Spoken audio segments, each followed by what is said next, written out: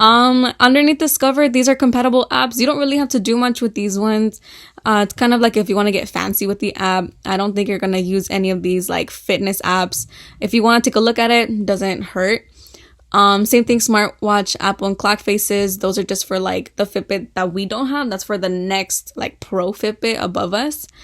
And then the rest of these, you don't really have to, oh no, just kidding.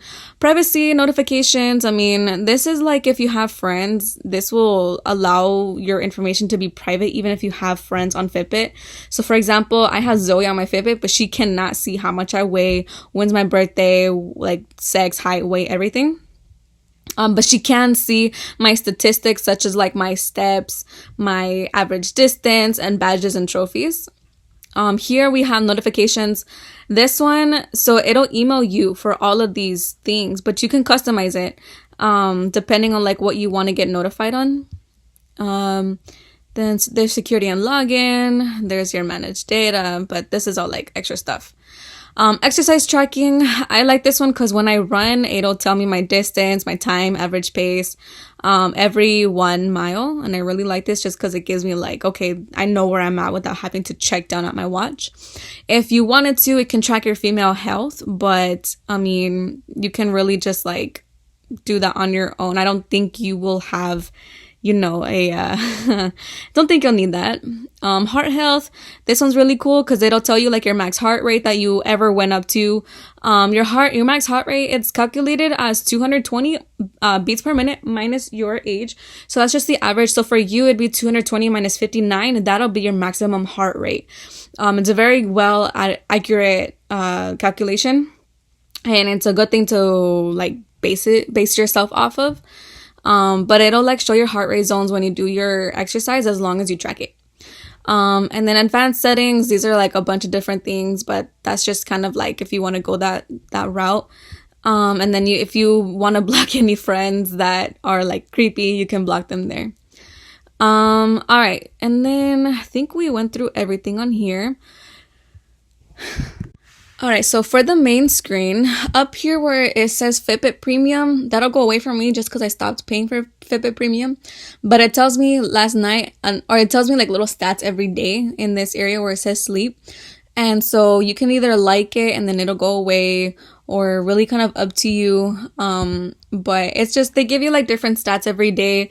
If you had a bad night of sleep, it'll like remind you to get a good night's sleep, or maybe like try going to sleep earlier, or little tips like don't drink caffeine before going to sleep. Just a little place for like tips and notifications.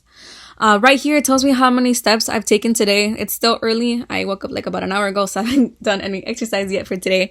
But it'll tell me my steps. It'll tell me how many miles I've walked, how many calories I've burned, and then how many active minutes. You can also do like floors walked. There's like other things, other stats that you can see. But for me, the ones that I care about the most is my steps, how many miles I've walked, the calories burned, and my active minutes.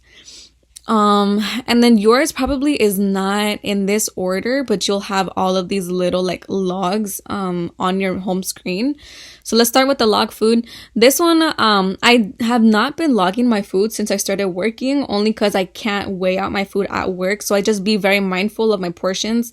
Since I've been doing macro counting for like 1.5 years now, I can eyeball my food, and honestly, like, it helps me out because I know like how much I should and should not be eating.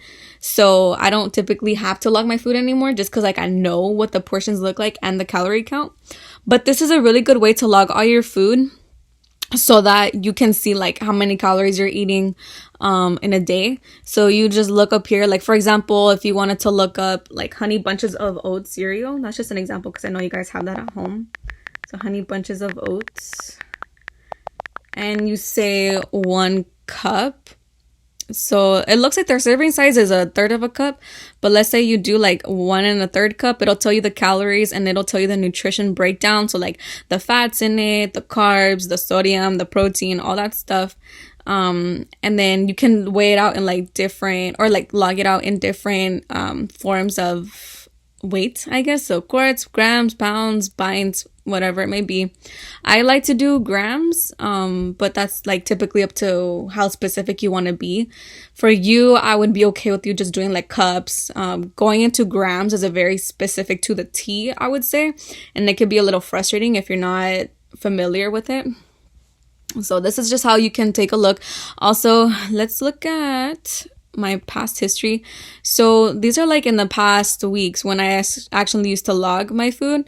So if it's in the blue on the left side, that means I'm underneath my calorie goal. If it's in the green, that means I'm in my range. If it's in the red, that means I'm over my range.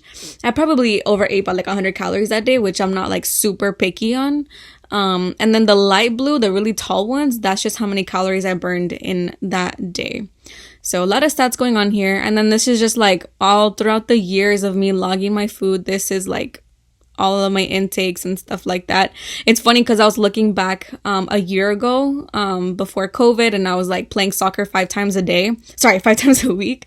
I was eating like 1,700 calories, 1,800 calories because I was just running so much and try to eat like that now, and I will probably overstuff myself.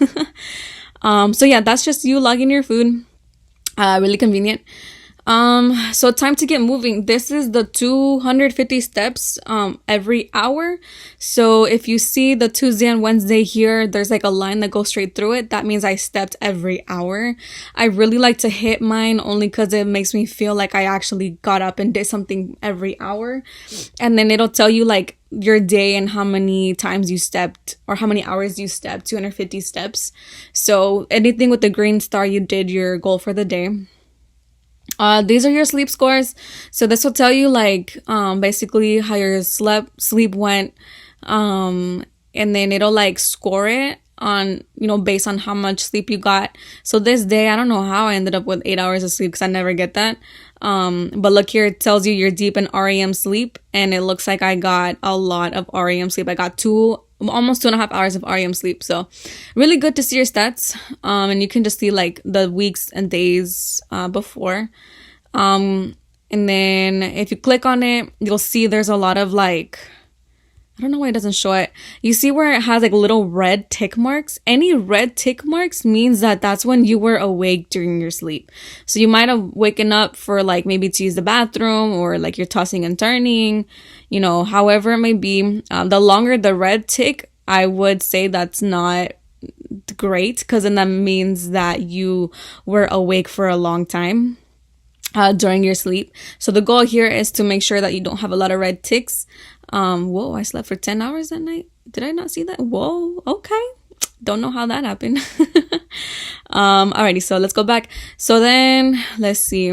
We did our sleep. These are your exercise. So you know how when we were looking at all the stats for like how many days you want to be active, and I said 6, this will tell me, oh, you've been active for 1 out of the 6 days for this week. Once I get all 6, that orange circle is going to close. And then these are all of my exercises tracked. So like I said, you can GPS track your exercises from your Fitbit, and it'll tell you all the stats. So it tells me how many miles I walked or ran, depending on what your exercise is. It'll tell you how long you were out there for, what was your average pace. These are your heart zones. This is your pace. And this is just the default tracked. It'll tell you what your pace was for each mile that you were out there for. These are your heart rate zones. This is your average heart rate and your beats per minute, what your max was during that, and then what your lowest was. It'll tell you how many calories you burned. And then the rest of the stats is basically the steps taken within that exercise, how many calories were burned during that exercise, and then how many active minutes were during that exercise. But remind you, this is only when you track it from your Fitbit. You cannot do this as like an automated track. So make sure to always go into your Fitbit and start your walk or whatever it may be so that I can actually track it. But it's super convenient. I did a super long, this long walk. It was like 5 miles, and it tracked the whole thing. And it was great. Like you can see all of your stats. And it's super cool because I saw that I stepped 13,000 steps within that walk. So it's really good. I recommend it so that you can like even try to keep up with your fitness. And as far as like wanting to how do you say, if you want to like beat your own progress, I guess, if you want to like challenge yourself. This one is your heart rates. So anytime that you have your Fitbit, it'll tell you what your resting heart rate is. Right now, I'm trying to get it down to like the low 70s or the 60s. So let me show you before COVID what my resting heart rate looked like when I was like playing soccer all the time. Where's it? Okay, wait for it to load. But for me, as a younger athlete, anything like in the mid to high 60s or like low 70s is a really good resting heart rate to be at. That just means that my heart doesn't have to work as much. And it's just a little good convenient tool to see. It's not gonna load, I don't think. But which is okay. But yeah, like my resting heart rate's been like, okay. It's like pretty average in the low 70s. But when I was at the peak of playing soccer, I was probably like in the mid to high 60s. And that's like kind of where I'm trying to get back to. And then here's where you can track your weight. So here you can log your weight. The last time I weighed in was 103. So I can change that. I think it was 103.1 and I'll save that. So this like over time is just how you track your weight. And then as you continuously lose weight, that blue line is like, okay, if it goes up, that means you gained weight. If it goes down, that means you lost weight. But you have to manually input it. So for example, when I tore my ankle, I was down to 92.6 pounds. It's so scary. Yeah, so that's when I tore my ankle and I like dropped weight so fast. But no, I'm not at that weight anymore. I've like slowly started to gain weight. So yeah, it's just a good way to track your progress. Then we'll go back. So that's like your home screen. You can always edit your home screen. So you could take out anything you don't want to see, or you can add stuff that you do want to see, depending on what you like to see on your home screen. You can even like swap this and put it over here with your miles. You want your calories up there, or what if you want your active minutes up there? You know, you can just like really move it around and make it your own. But I like my steps up there. Click done. And then these are just like extra stuff that you can like play around with. So COVID-19, that's like their statement on COVID-19. Premium tells you all about like different guides that you can have. These are community for you to like join other people in groups and like to really have accountability for exercise. But that's something that you can take a look at. Discover, kind of the same thing. There's like little challenges and stuff. Maybe you want to get into it or just, you know, take a look or try it out. And then this is just, that was from Zoe. So those are notifications and you could chat with your friends. But that's basically it. So if you have any questions, let me know. I think I went over everything. It's pretty simple once you get the hang of it, but it'll take a while to really get used to it. So again, if you have any questions, let me know, reach out, and I can help you out as best as possible.